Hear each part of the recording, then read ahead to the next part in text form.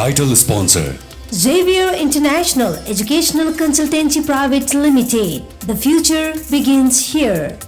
Beauty and grooming partner NJS, the Beauty Point Unisex Saloon and Academy with Makeup by Janu. Official YouTube channel Margadarshan, Official photoshoot partner Utsav Studio. Supported by www.grahagochar.com Pashupati Eye Care Center, Ghoraidan. Contact 9843008804. G Hair Box Hair and Skin Care Salon, Chava Hill, Kathmandu. Contact 0145613883.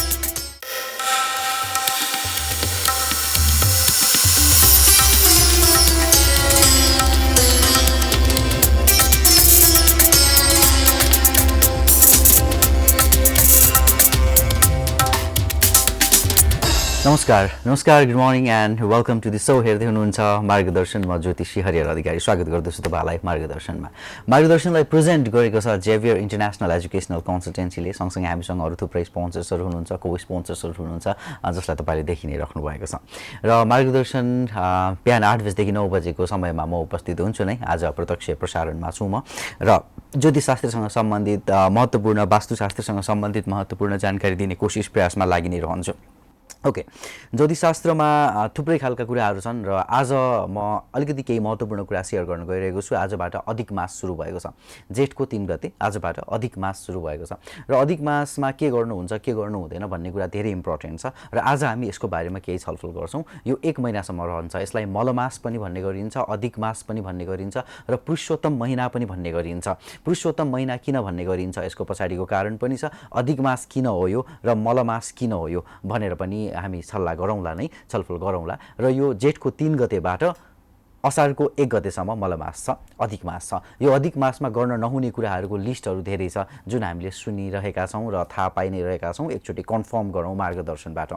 हामीले अधिक मासमा कुनै पनि शुभ कार्यहरू गर्नु हुँदैन। विवाह व्रतबन्ध भनेको जस्तो, घर सर्ने कुराहरू भनेको जस्तो कुराहरू अलिकति गर्न बन्देज छ यो महिनामा, अधिक मासमा। भनिन्छ श्रीमान श्रीमती सँगै बस्नु पनि हुँदैन भनेर भनिन्छ, तर त्यो भनेको के हो भन्दाखेरि फ्यामिली प्लानिङ यो अधिक मासको बेलामा गर्नु हुँदैन भन्न खोजेको हो। अरू चाहिँ नि श्रीमान श्रीमती सँगै बस्न, कार्य गर्न, पूजापाठ गर्न मिल्यो, तर फ्यामिली प्लानिङको कुराहरू चाहिँ अधिक मासमा गर्न मिल्दैन भनिएको छ। सँगसँगै अरू महत्त्वपूर्ण कुराहरू, साइतहरू, महत्त्वपूर्ण साइतहरू, ठुल्ठुलो हवनहरू, ठुल्ठुलो पूजाआजाहरू यो बेलामा गर्न बन्देज छ। यो बेलामा अर्को कुरा जस्तै कि कुनै पनि हामीले नयाँ पद ग्रहण गर्छौँ अथवा चाहिँ कम्पनी दर्ता गर्छौँ, कम्पनी रजिस्ट्रेसन गर्छौँ अथवा हामी कुनै पनि नयाँ महत्त्वपूर्ण कार्यको सुरुवात गर्दछौँ भने त्यो सुरुवात गर्ने कामहरू चाहिँ नि यो महिनामा चाहिँ नि नगर्दा राम्रो हुन्छ भन्ने छ। त्यसै गरी सप्ताह लगाउने कुराहरू, पुराणहरू लगाउने कुराहरू, तीर्थयात्रा पनि जानुपर्दाखेरि चाहिँ नि एकचोटि गइसकेको तीर्थयात्रा तपाईँ जान सक्नुहुन्छ, तर फर्स्ट टाइम जाने तीर्थयात्रा चाहिँ नि तपाईँले यो अधिक मासको बेलामा अभोइड गर्नुपर्ने हुन्छ भनेर भनिएको छ। त्यसैले यी खालका यात्राहरू पनि तपाईँले अभोइड गर्नु पर्यो। विभिन्न खालका पूजापाठ, धार्मिक सङ्कल्पहरू हामीले यो समयमा नगर्दा राम्रो हुन्छ भन्ने कुराहरू छ र विशेष गरेर रेगुलर चिज चाहिँ गर्न मिल्छ। अब यो चिजहरू चाहिँ नि गर्न नमिल्ने चिजहरू भयो अधिक मासमा। अधिक मासमा गर्न मिल्ने चिज चाहिँ के हो त भन्ने कुरा पनि छ। अब यो अधिक मासमा गर्न मिल्ने चिज भनेको चाहिँ हामीले रेगुलर गरिरहेका चिजहरू गर्न मिल्छ। हामी रेगुलर कुनै ठाउँमा गइरहन्छौँ, रेगुलर कुनै कार्य गरिरहन्छौँ भने ती रेगुल्यारिटिजवाला कामहरू चाहिँ हामीले गर्न मिल्यो, तर कुनै नयाँ चिजको सुरुवात चाहिँ हामीले गर्न मिलेन। जस्तै कि तपाईँले कुनै पनि नयाँ देशको जाने विचार गर्नुभएको छ, नयाँ देशको प्लान गर्नुभएको छ र त्यहाँ गएर लामो समय बस्ने प्लान गर्नुभएको छ र तपाईँले सुरुवात गर्दै हुनुहुन्छ भने यो बेलामा नयाँ ठाउँको बसोबासको लागि यात्रा गर्न मिलेन। त्यस्तो खालको चिजहरूमा चाहिँ ध्यान दिनु पर्यो र गर्न मिल्ने चिज चाहिँ रेगुलर हामीले गरिरहेका चिजहरू सबै नै गर्न मिल्छन्, तर 2-4वटा चिजहरू अघि मैले भनेको कुराहरू चाहिँ अभोइड गर्नु पर्यो। त्यो बाहेक अरू सम्पूर्ण कुराहरू यो अधिक मासमा गर्न मिल्छ। ओके, यो भयो अधिक मासमा के गर्न मिल्छ अथवा के गर्न मिल्दैन भन्ने कुराको बारेमा सानो तपाईँहरूलाई मैले गरेको जानकारी। सँगसँगै यो अधिक मासलाई चाहिँ नि पुरुषोत्तम महिना किन भनेर भनियो भनेर भनिन्छ। जहिले पनि अधिक मास भनेको अलिकति धेरै भएको महिना, सूर्यको र चन्द्रमाको, चन्द्रमास र सूर्यमास, मास भनेको महिना, सूर्य भनेको सूर्य, चन्द्र भनेको चन्द्रमा, चन्द्रमाको महिना र सूर्यको महिनालाई मिलाउन खोज्दाखेरि 3 वर्षमा एकचोटि चाहिँ नि यो 30-32 दिन चाहिँ तलमाथि भएको कारणले गर्दाखेरि एउटा यो मास जोडिन्छ, जसलाई चाहिँ अधिक मास भनेर भनिन्छ। र यो चाहिँ नि हरेक महिनाबाट बचेको दिनहरूबाट जोड्दै गएर एउटा दिन बनाइन्छ, त्यो चाहिँ अधिक मास हो। र यो चाहिँ नि मलमास पनि भन्ने गरिन्थ्यो, काम नलाग्ने मास, मल जस्तो मास भनेर भन्ने गरिन्थ्यो। त्यो कारणले गर्दाखेरि यसमा एउटा हाम्रो धार्मिक कथा पनि छ। यसलाई चाहिँ नि अन्ततः यो मास काम नलाग्ने भयो भन्ने थाहा पाइसके पछाडि यो मास चाहिँ नि भगवान् विष्णुको शरणमा गइसके पछाडि भगवान् विष्णुले ठिक छ यो मास काम नलाग्ने होइन, यसलाई चाहिँ नि म मेरो नाम दिन्छु, यसलाई पुरुषोत्तम मास भनेर भन्ने गरौँ अबदेखि भनेर पुरुषोत्तम मास पनि भन्ने गरिन्छ, अधिक मास, पुरुषोत्तम मास। यसरी यो चाहिँ नि कथाबाट, यो चाहिँ नि हाम्रो धार्मिक कथाबाट आएको नाम हो पुरुषोत्तम मास भन्ने नाम चाहिँ। त्यो कारणले गर्दाखेरि यो धार्मिक कथाबाट आएको नाम हो।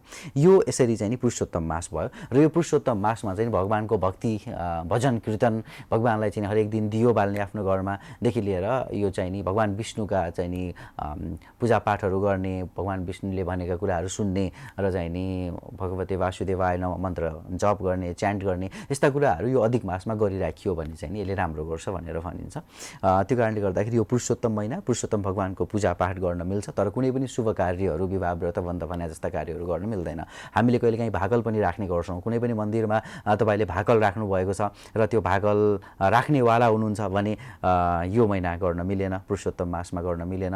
र भाकल पुरा गर्न जाँदै हुनुहुन्छ राखिसकेको भने पनि यो महिना गर्न मिलेन भन्ने कुराहरू छन्। त्यो कारणले गर्दाखेरि यो महिना अझ धेरै हामीले ध्यान दिनुपर्ने कुरा चाहिँ पुरुषोत्तम महिनाको बेलामा हामी शुद्ध भएर माछा मासु, लसुन प्याज, अन्डा नखाइकन चाहिँ शुद्ध भएर अगाडि बढ्न सक्यौँ भने यसले अझ राम्रो गराउन सक्छ, हामीलाई सकारात्मक गराउन सक्छ र विभिन्न नकारात्मकताबाट यसले प्रोटेक्ट गर्न सक्छ भन्ने कुरा हो। त्यसैले यो बेलामा अब कुनै पनि मेजर काम गर्नै पर्ने छ अरे, ल मलमास र अधिक मास त चल्यो, तर कुनै पनि महत्त्वपूर्ण कार्यहरू हामीले गर्नै पर्ने छ, अगाडि बढ्नै पर्ने छ भने के गर्ने, कसरी बढ्ने त भन्ने महत्त्वपूर्ण कुरा छ। यदि हामी अगाडि बढ्नु नै पर्ने छ भने हामीले गुरुवर्गहरूसँग सरसल्लाह गरिकन, विशेष साइत निकालिकन अथवा चाहिँ नि विशेष महत्त्वपूर्ण दिन निकालिकन, केही स्वस्ति शान्ति गरिकन अथवा केही पूजापाठ गरिकन अथवा कुनै विधि अप्नाएर, कुनै त्यस्तो विधि छ, कुनै महत्त्वपूर्ण काम नै छ, गर्नै पर्ने छ भने शास्त्र अनुसार केही महत्त्वपूर्ण कुराहरू पालना गरिकन हामी अगाडि बढ्न सक्छौँ। तर ऱ्यान्डमली चाहिँ यो महिना चाहिँ कुनै पनि इम्पोर्टेन्ट काम कारोबार गर्नुहुन्न भन्ने कुरा चाहिँ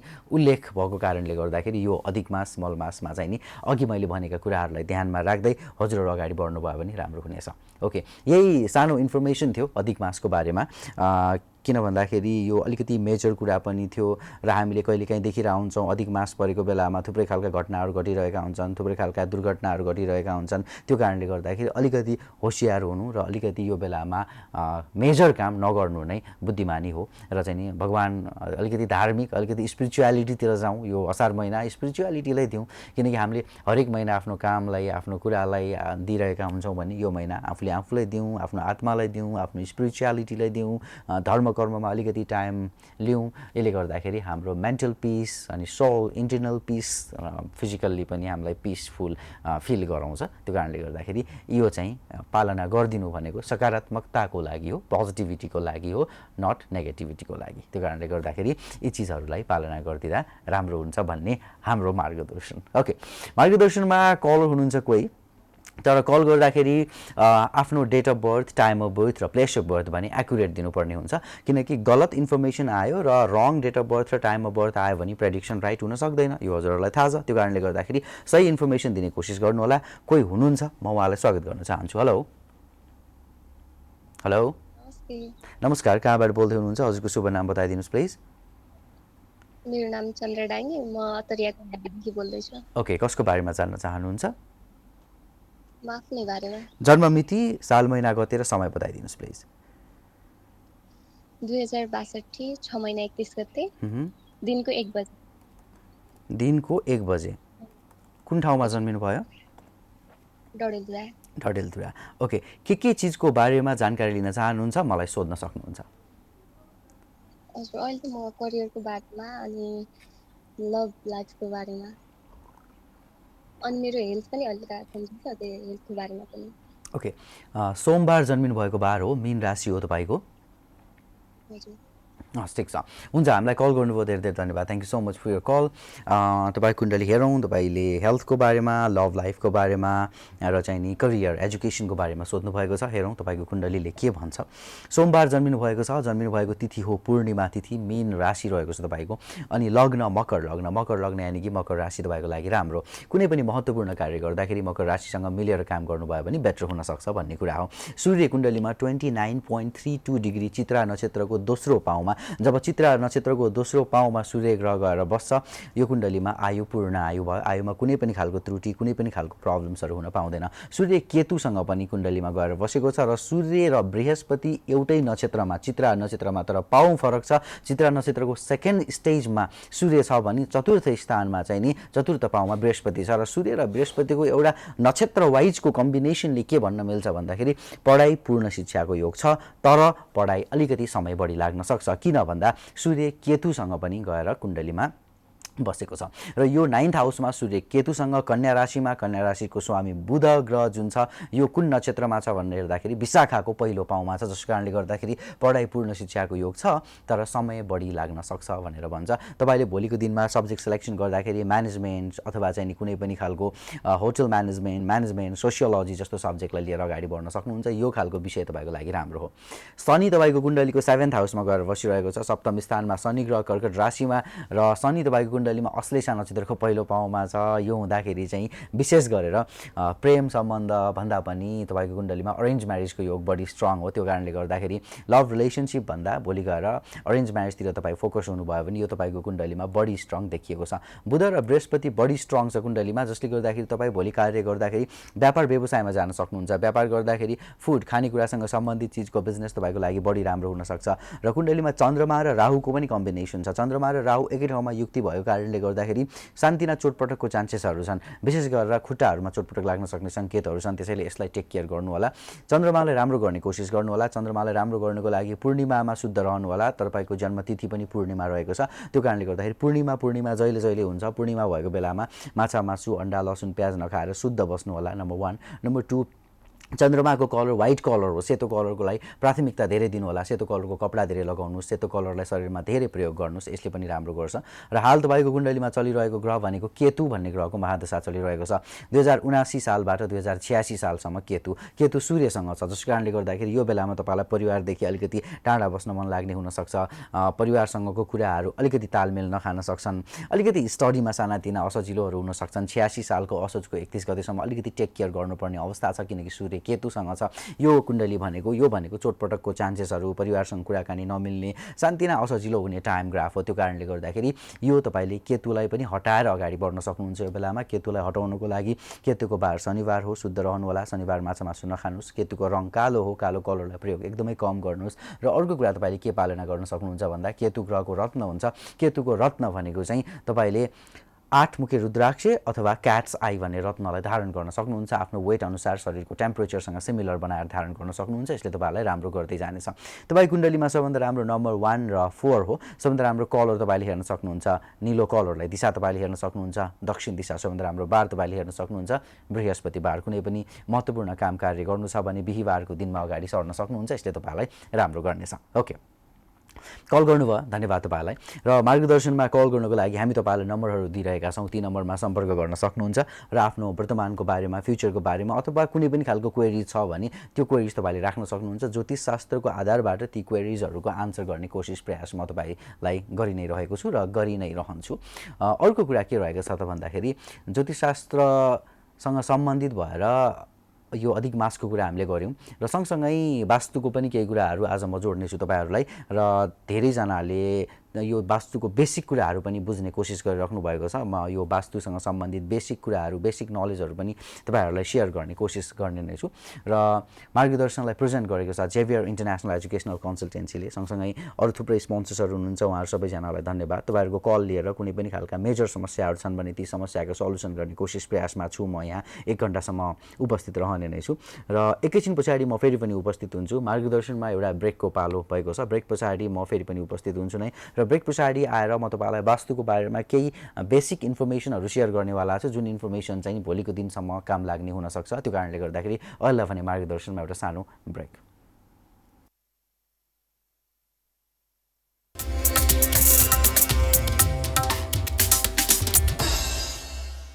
म वास्तुको बारेमा केही कुराहरू गर्छु भनेको थिएँ। म 4वटा पोइन्ट वास्तुको आज तपाईँहरूलाई एक्सप्लेन गर्ने कोसिस गर्छु र फर्स्टमा मेरो पोइन्ट के रहेको छ त भन्दाखेरि यो 4वटा डिरेक्सनहरू जुन छ, यो 4वटा डिरेक्सनमा पनि 4वटा कर्नरहरू जुन छ वास्तुशास्त्रमा, जस्तै कि नर्थ इस्टको कर्नर यसलाई ईशान कोण भनेर भनिन्छ, साउथ इस्टको कर्नर यसलाई आग्नेय कोण भनेर भनिन्छ, साउथ वेस्टको कर्नर यसलाई नैऋत्य कोण भनेर भनिन्छ र नर्थ वेस्टको कर्नर यसलाई वायव्य कोण भनेर भनिन्छ। पहिला हामी कुराकानी गरौँ ईशान कोणको। यो कर्नरलाई ईशान कर्नर किन भनियो त? यो कर्नर चाहिँ नि मेजर कर्नर किन हो त? यो नर्थ इस्टको कर्नरलाई महत्त्वपूर्ण कर्नरको रूपमा किन इस्टाब्लिस गरियो त वास्तुशास्त्रमा भन्ने कुरामा ठुलो रिजनहरू छन्। जस्तै कि पहिला पनि मैले भनेको हो, तर यसलाई अझ मोर क्लियरली बुझाउने कोसिस गरौँ। नर्थबाट साउथतिरको डिरेक्सन चाहिँ जहिले पनि म्याग्नेटिक एनर्जीको फ्लो हुने डिरेक्सन भयो। नर्थ टु साउथ चुम्बकीय ऊर्जाहरू प्रवाह गर्ने, नर्थबाट साउथमा जान्छन् चुम्बकीय ऊर्जाहरू भने पूर्वबाट पश्चिममा सूर्यको ऊर्जाको ट्रान्सफर हुने गर्छ।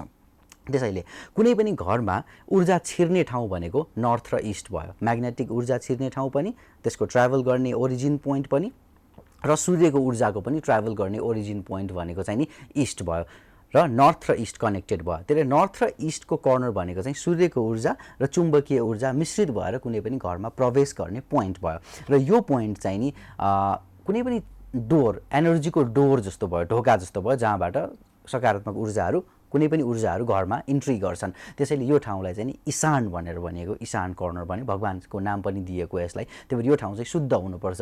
यो ठाउँमा हामीले टोयलेट राख्यौँ अथवा फोहोर मैला राख्यौँ भने त्यो ऊर्जा जुन आउँछ, त्यो आउने ऊर्जा चाहिँ त्यहीबाट ट्रान्सफर भएर चाहिँ त्यही खालको ऊर्जा बनेर आउँछ। फोहोरवाला ऊर्जामा जोडियो भने नकारात्मक ऊर्जा भएर आउँछ, टोयलेटको ऊर्जामा जोडिएर आयो भने टोयलेटको अनुसारको ऊर्जा घरभित्र प्रवेश गर्छ।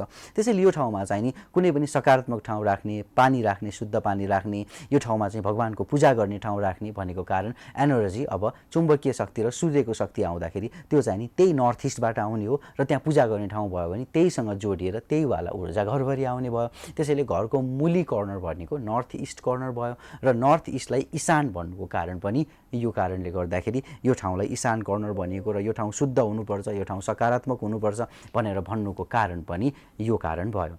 यो भयो नर्थ इस्टको। अर्को कुरा गरौँ अब साउथ र इस्टको। अब साउथ त के भयो, नर्थबाट म्याग्नेटिक एनर्जी आउँछ भने म्याग्नेटिक एनर्जी गएर होल्ड हुने ठाउँ के भयो, साउथ भयो।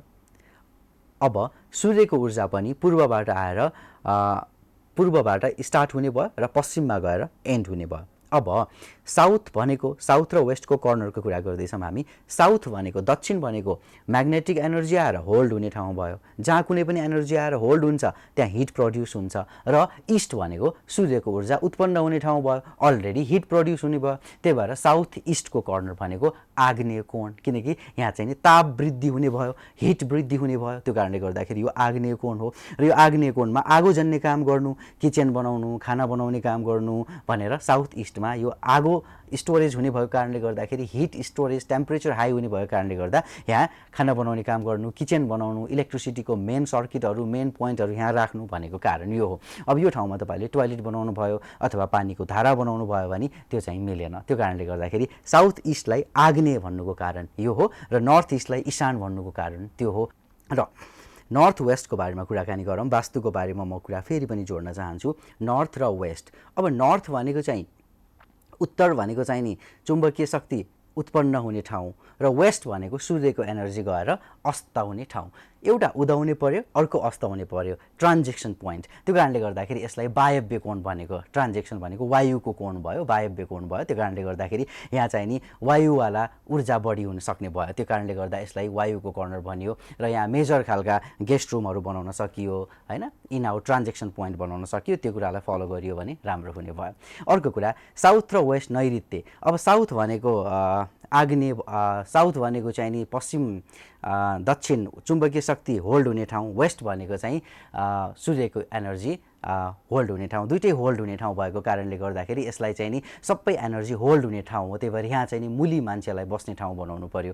त्यो कारणले गर्दाखेरि यो होल्डिङ पार्ट भएको कारणले गर्दाखेरि यसलाई नैऋत्य भनेर भनियो। त्यही भएर यहाँ ठुला चिजहरू राख्ने, होल्ड गर्ने चिजहरू राख्ने, घरका मुली मान्छेहरू बस्ने भनेर यसलाई नैऋत्य भनियो। त्यसैले नर्थ वेस्टलाई वायव्य भन्नु, साउथ वेस्टलाई चाहिँ नि नैऋत्य भन्नु, साउथ इस्टलाई आग्नेय भन्नु, नर्थ इस्टलाई ईशान भन्नुका यी थुप्रै कारणहरू छन्। यी कुराहरू हामीले पालना गर्दै अगाडि बढ्यौँ भने अवश्य पनि हामीले बेसिक कुरा बुझ्यौँ भने हामीले अरू सबै कुराहरू आफ्नो हिसाबले चाहिँ नि म्यानेज गर्न सक्छौँ, मिलाउन सक्छौँ। त्यसैले बेसिक कुरा बुझ्नु जरुरी छ वास्तुशास्त्रमा। कुनै पनि सब्जेक्टमा बेसिक कुरा चाहिँ हामीले बुझ्नु र बेसिक कुरालाई मनन गर्नु जरुरी छ। जबसम्म हामी बेसिक कुरा बुझ्दैनौँ, बेसिक नियम बुझ्दैनौँ, तबसम्म कसैले पनि भनेको कुरालाई हामीले विश्वास गर्ने कि नगर्ने कि भन्ने कन्फ्युजन हुन्छ। त्यसैले जब हामीले सार बुझ्छौँ, बेस कुराहरू बुझ्छौँ, बेस कुरा बुझिसकेपछि आफै नियम बनाउन सकिन्छ। जस्तै कि ABCD जेडसम्म जानिसकेपछि तपाईँले वर्डहरू डेभलप गर्न सक्नुहुन्छ होइन। वर्डहरू डेभलप भयो भने सेन्टेन्स डेभलप हुने भयो। त्यसरी नै सबै कुराहरू राम्रो हुने भयो। सिमिलरली तपाईँले वास्तुशास्त्रको, ज्योतिषशास्त्रको बेसिक ग्राउन्ड लेभलको कुरा बुझ्नुभयो भने आफै तपाईँले यहाँ के गर्ने, यहाँ के नगर्ने, यहाँ के राख्ने, यहाँ के नराख्ने भन्ने कुराहरूलाई आफैले तपाईँले प्लान स्केच गर्न सक्नुहुन्छ। यदि गाह्रो भयो भने सहायताका लागि वास्तुशास्त्रीहरू, ज्योतिषशास्त्रीहरू हुँदै नै हुनुहुन्छ। ओके, मेरो अनुपस्थितिमा तपाईँले हाम्रा वेबसाइट्सहरू छन् grahagoochar.com र च्याट ज्योतिषी नामक एप पनि छ। ती एप र grahagoochar.com वेबसाइटको थ्रुबाट र च्याट ज्योतिषी नामक एपबाट पनि तपाईँले ज्योतिषीय सेवा प्रदान गर्न सक्नुहुनेछ, प्राप्त गर्न सक्नुहुनेछ। त्यसमा पनि तपाईँ इङ्गेज हुनुभएको मैले देखि नै रहेको छु। हामीलाई तपाईँको सुधार अथवा चाहिँ तपाईँले दिनुपर्ने कुनै सल्लाह सुझाव छ भने ती कुराहरूलाई पालना गरेर हामी सुधार गर्नेछौँ।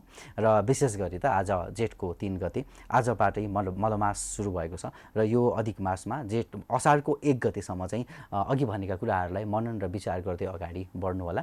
र अहिलेलाई भने मार्गदर्शनको हाम्रो निर्धारित टाइम सकिन लागेको अवस्था छ, जसको कारणले गर्दाखेरि म लगायत हामी सबैजना इन्टायर टिम मेम्बर्सले भने आजको हाम्रो यो लाइभ सेसनबाट बिदा माग्ने बेला हुन लागेको छ। म लगायत हामी सबैजना हाम्रो टिमलाई आजको यो लाइभ सेसनबाट बिदा दिनुहोस्। हेर्दै गर्नुहोस् प्राइम टेलिभिजन, हेर्दै गर्नुहोस् मार्गदर्शन। धन्यवाद।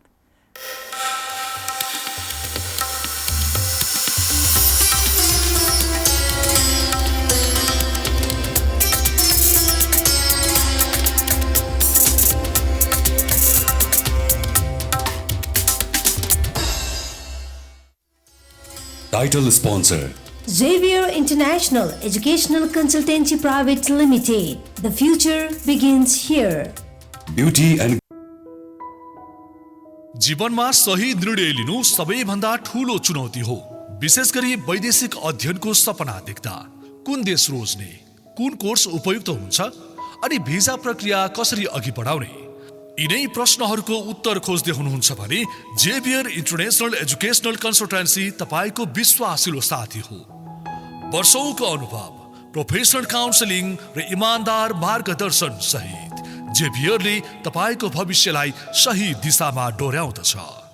अस्ट्रेलिया, क्यानाडा, युके, जापान वा युरोप, तपाईको लक्ष्य जे भए पनि सही योजना जेभियर सँगै बनाऊ।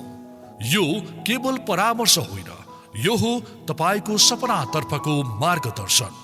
आजै सम्पर्क गर्नुहोस् जेभियर इन्टरनेशनल एजुकेशनल कन्सल्टेन्सी, किनकि सही निर्णयले भविष्य बदल्दछ।